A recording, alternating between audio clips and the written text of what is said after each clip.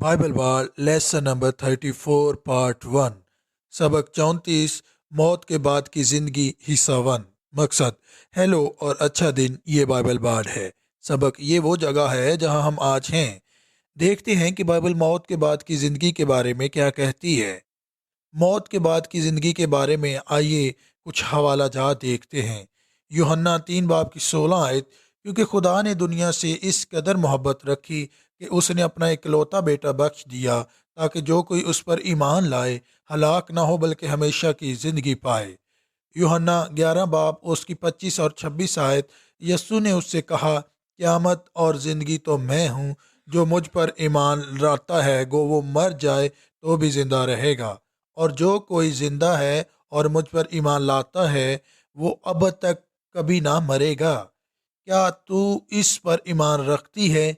लूका 20 बाब की 35 और 36 आयत में लिखा है, लेकिन जो लोग इस लायक ठहरेंगे कि उस जहान को हासिल करें और मुर्दों में से जी उठें, उनमें ब्याह शादी ना होगी, क्योंकि वो फिर मरने के भी नहीं, इसलिए कि फरिश्तों के बराबर होंगे। बहस नए अहदनामे में ये कहा गया है कि हर इंसान दो पैदाइशों और दो मौतों के इम्कान का तजर्बा करता है। पहला जन्म कुदरती है और मुद्दत के ताबे है। दूसरा जन्म रूह की दुनिया में एक मफूकल फितरत पैदाइश है जो मौत के बाद की फ़र्द की शौरी ज़िंदगी को एक मुख्तलिफ जगह में जारी रखता है, जिसे हम जन्नत कहते हैं। मुर्दों के जी उठने पर एक नया जिस्म मिलता है जो अबदी रहता है। दूसरी मौत की तफसील के लिए अगला सबक हिस्सा दोएं देखेंगे। यूहन्ना 5 बाब की 24 आयत में यसु बोल रहा है, मैं तुमसे सच कहता हूँ कि जो मेरा कलाम सुनता और मेरे भेजने वाले का यकीन करता है, हमेशा की ज़िंदगी उसकी है और उस पर सज़ा का हुक्म नहीं होता, बल्कि वो मौत से निकल कर ज़िंदगी में दाखिल हो गया है। तबसरा ये वो तरतीब है जिसे यस्सु ने बयान किया है। आप उसकी अंजील सुनते हैं और उस पर यकीन करते हैं। आपको अब्दी ज़िंदगी दी गई है जो कभी ख़त्म नहीं होती। सादक के जी उठने पर एक नया जिस्म मिलता है जो अब मरने के काबिल नहीं है, लेकिन हमेशा के लिए ज़िंदा रहता है।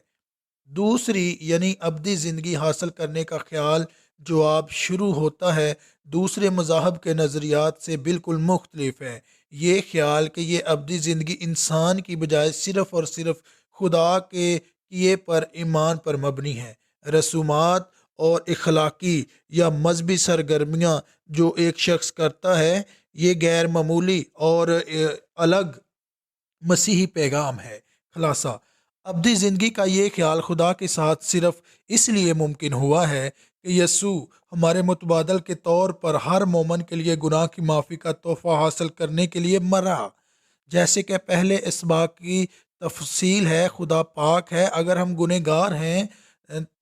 अगर हम गुनहगार हैं तो हम खुदा के साथ हमेशा के लिए नहीं रह सकते। लेकिन एक बार जब यीशु मसीह हमारे ईमान के ज़रिए हमारा गुनाह दूर हो जाता है, तब खुदा हमें अपने बच्चों के तौर पर हमेशा के लिए कबूल करता है। ये बाइबल का पैगाम है, ये फ़ज़ल की अंजील है।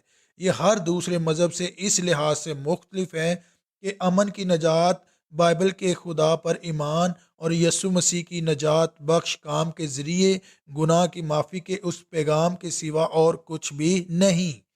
काफरों को ये बात समझ से बाहर है। वो सोचते हैं, क्या किसी मबूद को किसी मोमन पर एहसान करने से पहले किसी मजहबी सरगर्मी की ज़रूरत नहीं होगी?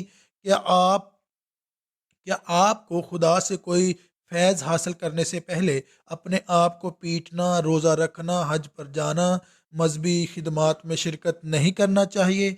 अपने इस ख्याल पर नज़र षानी करें कि बाइबल का खुदा कैसा है। मतन में कहा गया है कि वो इतना प्यार करने वाला, अच्छा और मेहरबान है कि लोगों को हमेशा की ज़िंदगी तोहफे के तौर पर देता है। उन लोगों को जो सिर्फ उस पर ईमान रखते हैं ये तोहफा दस्तयाब है। नतीजा ये बाइबल बाट के काम करने का तरीका है। मुख्तसर तलावत, करीब से तवज्जो मरकूज, कोई खलफशार नहीं।